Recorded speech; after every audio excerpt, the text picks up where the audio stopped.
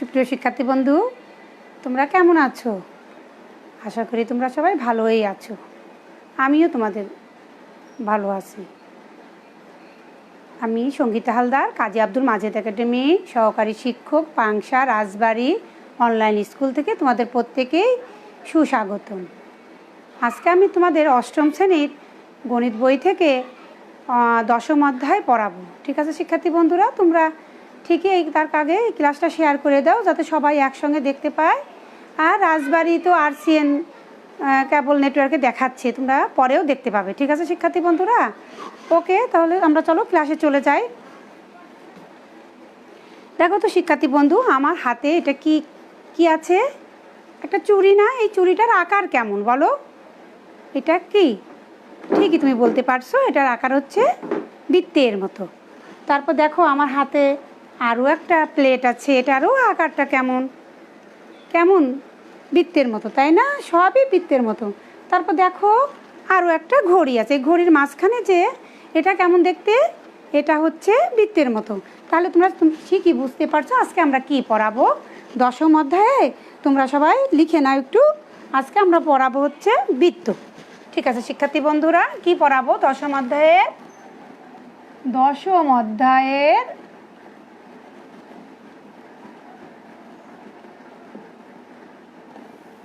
বৃত্ত।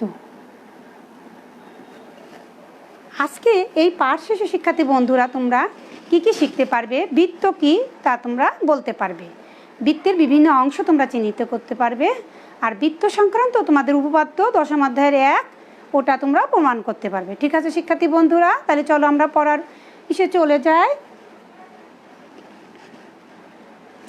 দেখো,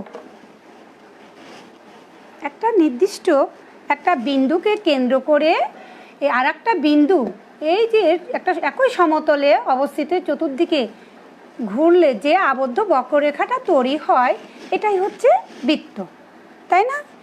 আর যে নির্দিষ্ট বিন্দুকে কেন্দ্র করে আমরা এই যে আর একটা বিন্দু চারিদিকে যে ঘুরছে, এই নির্দিষ্ট বিন্দুটাই হচ্ছে কেন্দ্র। ঠিক আছে শিক্ষার্থী বন্ধুরা, তাহলে কেন্দ্রটা তোমরা বুঝতেই পারছো। তাহলে কেন্দ্র কি বুঝতে পারছো না?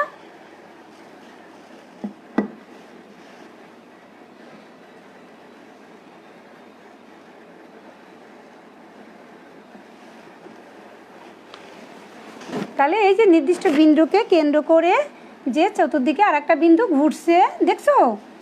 এই ঘোরাটাই হচ্ছে এই আবদ্ধ যে বক্ররেখা, এটাই হচ্ছে বৃত্ত। এই যে নির্দিষ্ট বিন্দুকে, এটা হচ্ছে তাহলে কি বলো? এটা কি? এটাই হচ্ছে বৃত্তের কেন্দ্র। যে বিন্দুটাকে কেন্দ্র করে যে চতুর্দিকে ঘোরে, এটাই হচ্ছে কেন্দ্র। আর এই যে আবদ্ধ যে বক্ররেখা তৈরি হচ্ছে, এটা হচ্ছে বৃত্তের কি বলো? পরিধি।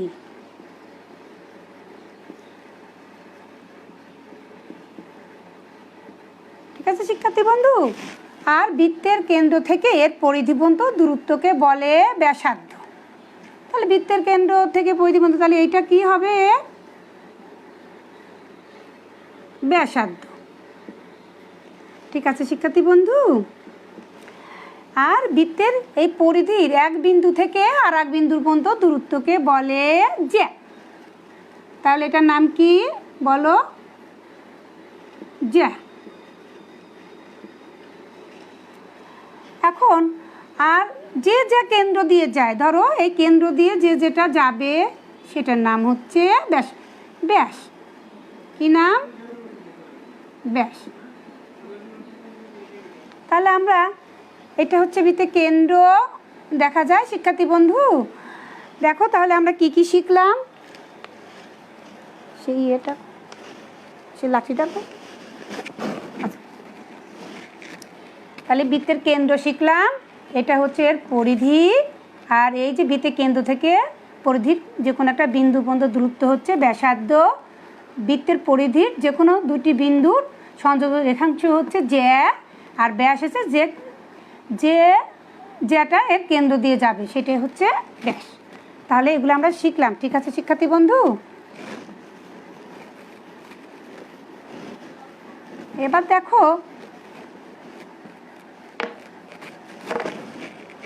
আমার হাতে একটা বৃত্তাকৃতির বস্তু আছে। এই বস্তুটা দেখো আমি যদি এখান থেকে সমান দুই থেকে ভাগ করে দিই, ঠিক আছে, তাহলে এর দুটি অংশ হয়ে গেল না? আমরা দুটি অংশ কেটে ফেলি।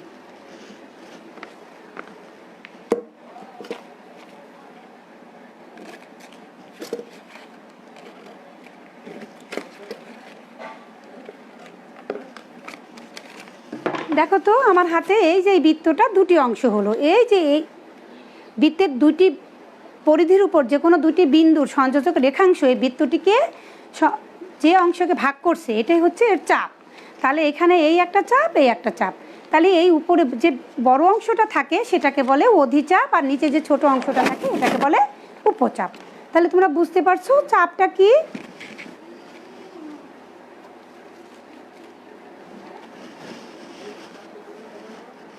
এবার চলো শিক্ষার্থী বন্ধু আমরা এই বৃত্ত সংক্রান্ত একটি উপপাদ্য পড়ি।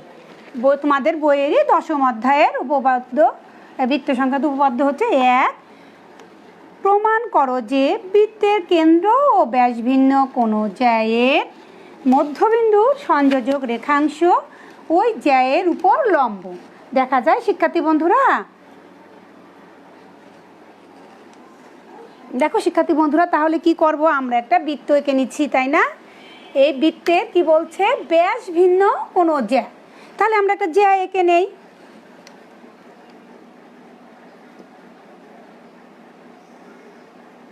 মনে করি এ বি একটি জ্যা। কি বলছে, এই জ্যায়ের মধ্যবিন্দু, তাহলে এই জ্যায়ের মধ্যবিন্দু আমরা ধরে নিলাম এম। মনে করি তাহলে কি হলো, বিশেষ নির্বাচনটুকু মনে করি ও কেন্দ্র বিশিষ্ট একটা বৃত্ত। এখানে এ বি ব্যাস ভিন্ন একটি জ্যা, এম এই জ্যায়ের মধ্যবিন্দু। বলছে মধ্যবিন্দু, জ্যায়ের মধ্যবিন্দু এবং এই কেন্দ্র সংযোজক রেখাংশ। তাহলে আমরা এই যে সংযোজক রেখাংশ ওই আমি যোগ করে দিলাম, এই সংযোজক রেখাংশটা এই এ বি এর উপর লম্ব, এটাই প্রমাণ করতে বলছে। তাহলে বিশেষ নির্বাচনটা কি হবে বলো শিক্ষার্থী বন্ধুরা?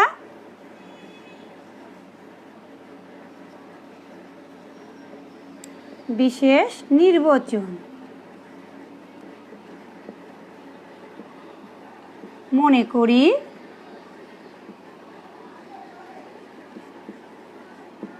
ও কেন্দ্র বিশিষ্ট একটি বৃত্তের,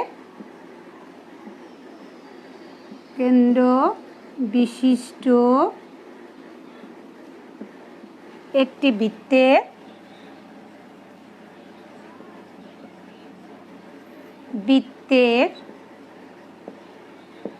এ বি ব্যাস ভিন্ন একটি জ্যা, এ বি ব্যাস ভিন্ন একটি জ্যা এবং এম হচ্ছে এম এই জ্যায়ের মধ্যবিন্দু, জ্যায়ের মধ্যবিন্দু। ঠিক আছে শিক্ষার্থী বন্ধু, ও কমা এম যোগ করি,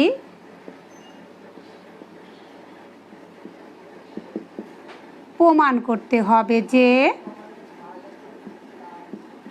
প্রমাণ করতে হবে কি হবে বলো, প্রমাণ করতে কি হবে, হবে যে ও এমটা কার উপর লম্ব, ও এম এ বি এর উপর লম্ব, ও এম এ বি জ্যায়ের উপর লম্ব, উপর লম্ব।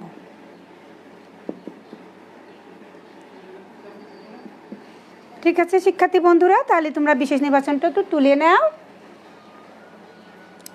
দেখা যায় শিক্ষার্থী বন্ধু যে মনে করি ও কেন্দ্র বিশিষ্ট একটি বৃত্তের এ বি ব্যাস ভিন্ন একটি জ্যা এবং এম এই এ বি জ্যায়ের মধ্যবিন্দু ও এমটা যোগ করেছি। প্রমাণ করতে হবে যে ও এম এ বি এর উপর লম্ব। বিশেষ নির্বাচন সবাই তুলছো, মুছে দেয়।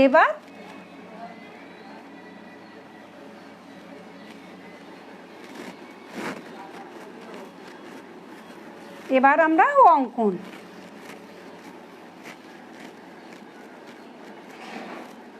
অঙ্কনে কি করতে হবে দেখো, আমরা অঙ্কনে এই ও এ আর ও বি যোগ করে দেব। কি করব? ও এ আর এই ও বিটা কী করলাম? যোগ করে দিলাম। ঠিক আছে শিক্ষার্থী বন্ধু, তাহলে অঙ্কনটা খুবই সোজা। কি করেছি? দুটি কাজ করেছি।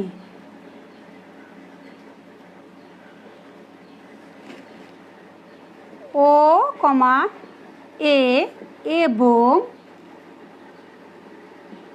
ও মা বি যোগ করি।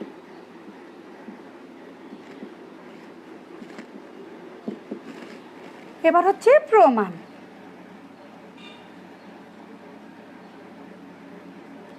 প্রমাণ দেখো, প্রমাণে আমাদের কয়টি পার্ট থাকে জানো তো তোমরা? একটা থাকে কি ধাপ, আর একটা কি যথার্থতা।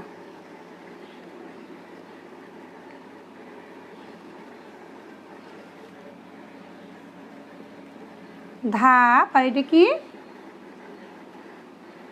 যথার্থতা। ধাপ 1, দেখো শিক্ষার্থী বন্ধু, তোমাদের এখানে একটা ত্রিভুজ তৈরি হয়েছে।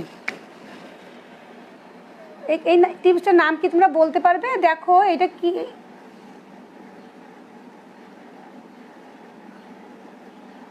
দেখো তো এই অংশটুকুর নাম তোমরা বলতে পারো কি না?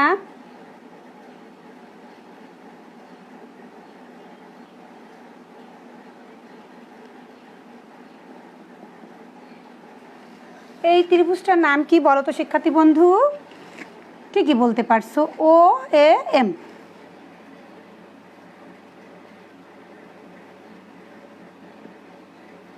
এবং এই পাশের ত্রিভুজটার নাম কি দেখো শিক্ষার্থী বন্ধু, এটার নাম কি? ও বি এম। এইটুকু আর এইটুকু,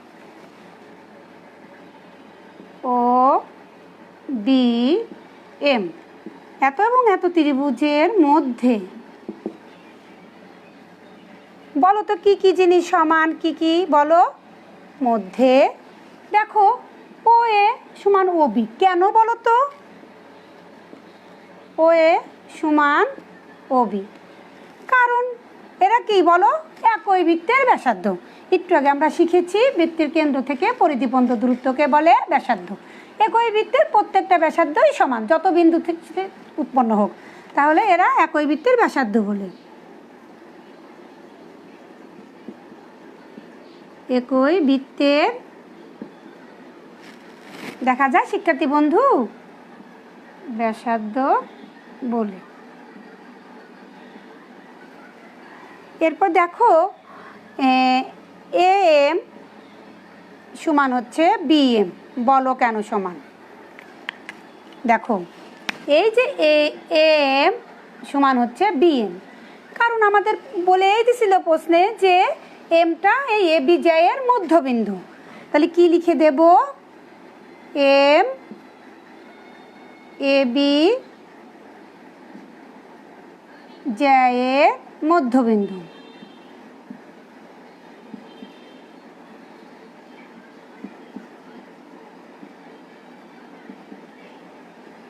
আর দেখো দুই ত্রিভুজে এইটা আছে, এই ত্রিভুজেও আছে ও এম ত্রিভুজ আর ও বি এম। তাহলে কি হবে? ও এম সমান হচ্ছে ও এম, উভয় ত্রিভুজের কি সাধারণ বাহু।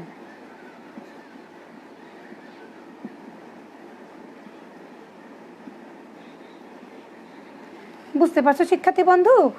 আমরা সপ্তম শ্রেণীতে পড়েছি ত্রিভুজ দুটি সর্বসম হওয়ার শর্ত।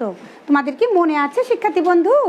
যদি দুটি ত্রিভুজের তিনটি বাহু পরস্পর সমান হয় তাহলে ত্রিভুজ দুটি সর্বসম হয়। তাহলে এখানে তো তিনটি বাহু সমান হয়েই গেছে, তাহলে ত্রিভুজ দুটি সর্বসম আমরা লিখতে পারি।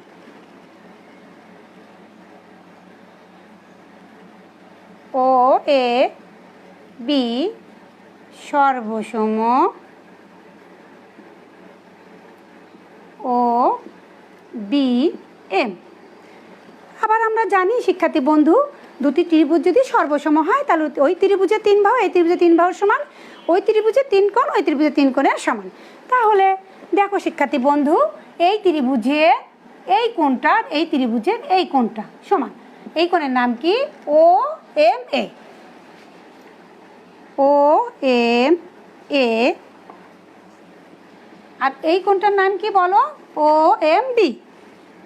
ও এম বি। কিন্তু এরা দেখো একটা রেখার উপরই অবস্থিত। দেখো এখানে আমরা আঁকি, এইগুলো আমরা একটু এঁকে নিলাম। ও এম এ আর হচ্ছে বি। দেখো এই কোণ আর এই কোণ সমান, তাহলে এরা কি একটা রেখার উপর অবস্থিত না, একই রেখার উপর অবস্থিত, তাই না শিক্ষার্থী বন্ধু? একটা রেখার উপরই অবস্থিত, তাহলে এরা কি রৈখিক যুগল কোণ। তাহলে কি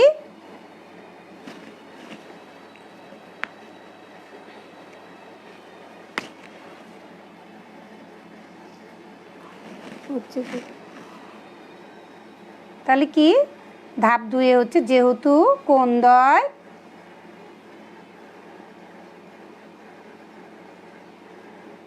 রৈখিক যুগল কোণ, রৈখিক যুগল কোণ, এদের পরিমাপ কি হবে? সমান। এদের পরিমাপ কি? সমান।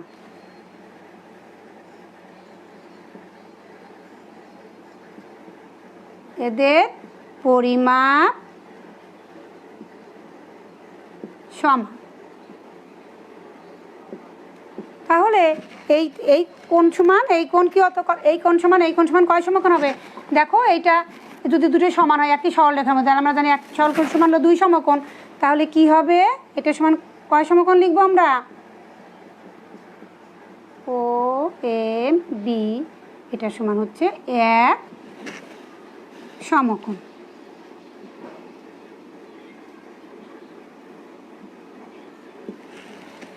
ঠিক আছে শিক্ষার্থী বন্ধু, যদি এইটা আর এটা যদি 90 ডিগ্রি হয় তাহলে অবশ্যই এই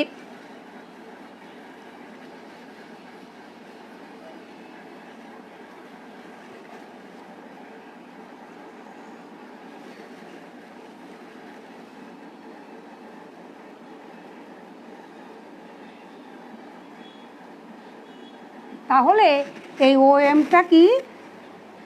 ও এম লম্ব এ বি এর উপর। ঠিক আছে শিক্ষার্থী বন্ধু, এটাই হচ্ছে প্রমাণিত।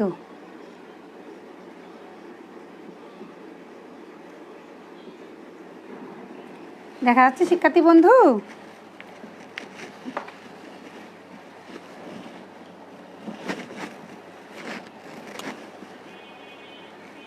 তোমরা সবাই খাতায় তুলে নাও শিক্ষার্থী বন্ধুরা।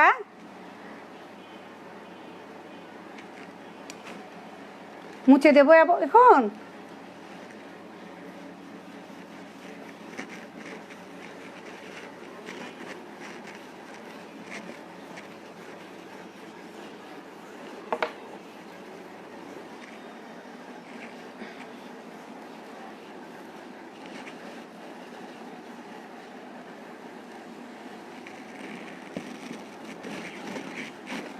আমরা তো সময় যা শিখেছি এখন তোমাদের তার উপর 2-1টি প্রশ্ন করি, তোমরা কি উত্তর দিতে পারবে শিক্ষার্থী বন্ধু?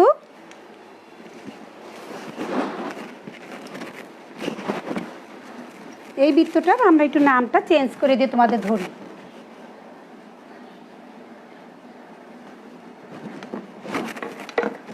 বলো তো শিক্ষার্থী বন্ধু, এখানে যদি আমি ডি দেই, এখানে দিলাম পি ও কিউ, তাহলে এই বৃত্তের এই অংশটার নাম কি বলো? এটার নাম কি? O P. এই বৃত্তের কি এটা? ঠিকই তোমরা বলতে পারবে, এটা ব্যাসার্ধ। ও কিউ এটা কি? এটাও এই বৃত্তের ব্যাসার্ধ। যদি এখানে আমি আরও একটা আঁকি, এখানে আর একটা বিন্দু দিয়ে এটা যোগ করলাম, তাহলে এটাও এই বৃত্তেরই একটা ব্যাসার্ধ। আর এই ওটাকে কি বলে বলো? এটা হচ্ছে এই বৃত্তের কেন্দ্র। আর এই যে চারিদিকে যে চতুর্থ, এই চারিদিকে যেটা ঘুরছে এটার নাম কি? বৃত্তের পরিধি। ঠিকই তোমরা বলতে পারছো। শিক্ষার্থী বন্ধু, তাহলে তোমাদের এখন আমি একটি বাড়ির কাজ দিয়ে দিচ্ছি, বাসায় এই বাড়ির কাজটি করবে। ঠিক আছে শিক্ষার্থী বন্ধু?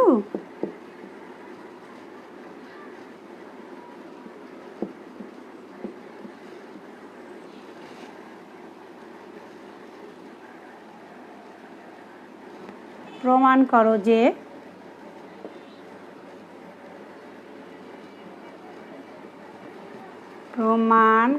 যে LMN বৃত্তের কেন্দ্র ও এবং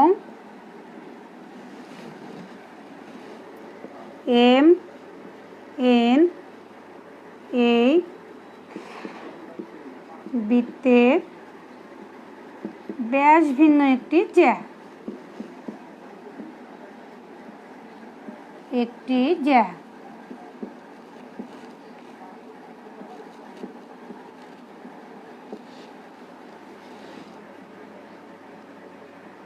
ও ব্যাস ভিন্ন একটি জ্যা। MN এর মধ্যবিন্দু MN এর মধ্যবিন্দু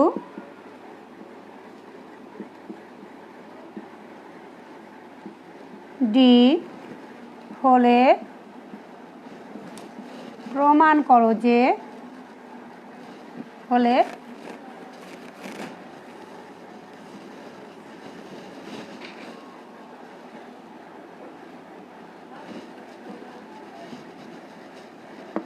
LMN বৃত্তের কেন্দ্র ও এবং সমস্যা। MN এই বৃত্তের ব্যাস ভিন্ন একটি জ্যা। MN এর মধ্যবিন্দু D হলে প্রমাণ করো যে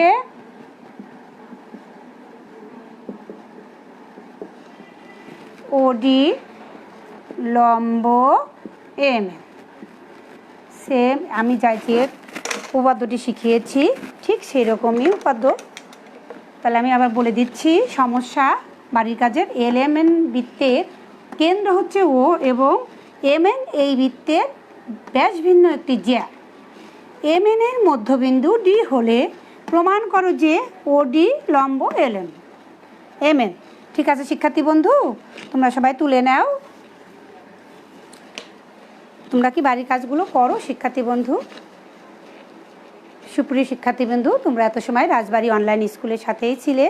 তোমাদের প্রত্যেকে আবারও ধন্যবাদ। তোমরা সবাই বাড়িতেই থাকবে। COVID-19 virus,